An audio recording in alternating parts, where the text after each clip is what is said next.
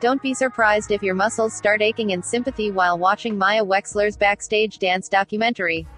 Chronicling the efforts of choreographer Stephen Petronio and his dancers to recreate Rainforest, Merce Cunningham's classic 1968 modern dance piece, If the Dancer Dances provides a vivid illustration of the intense physical rigor involved in making what transpires on stage look easy. Although repetitive at times and, like so many show business documentaries, displaying a tendency towards self-congratulation, the film will prove fascinating for dance buffs. Petronio has led his own well-regarded company for 30 years, but had never presented any pieces other than those he choreographed himself. He made an exception on the occasion of the centennial of Cunningham's birth.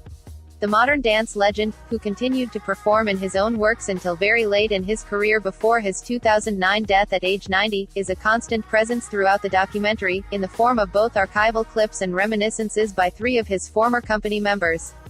Petronio comments that he was inspired to become a choreographer after taking a class taught by Cunningham. "I wouldn't be here as a creator unless Merce opened that door for me," he says.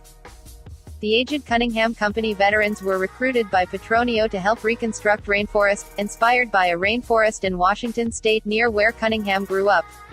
The piece, performed to electronic music composed by David Tudor, features costumes by Jasper Johns and scenery by Andy Warhol in the form of metallic balloons.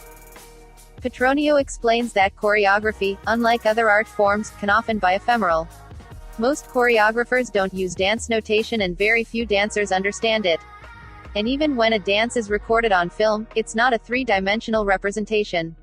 So he enlists the services of 3 Cunningham dancers who performed in the original piece, hoping to take advantage of their muscle memory.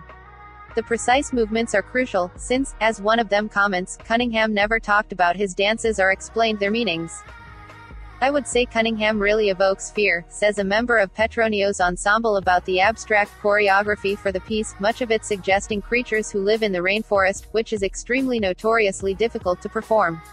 We see footage of lengthy rehearsals in which Petronio's dancers strain to master it. The initial reaction to their efforts by one of the Cunningham veterans isn't encouraging. "It had no life," complains Gus Solomons Jr. after watching a run-through. Of course, if Petronio and his company had failed in their efforts, it would have resulted in a very downbeat documentary, which this one decidedly isn't.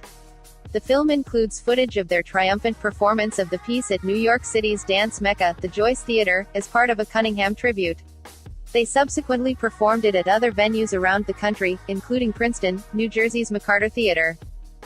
As fine as their recreation is, however, it doesn't compare to the mesmerizing footage of Cunningham himself seen throughout the doc. The live dancer, choreographer had an amazing physical presence both on stage and off, which remains evident even in a segment shot very late in his life in which he's seen rehearsing his dancers from a wheelchair.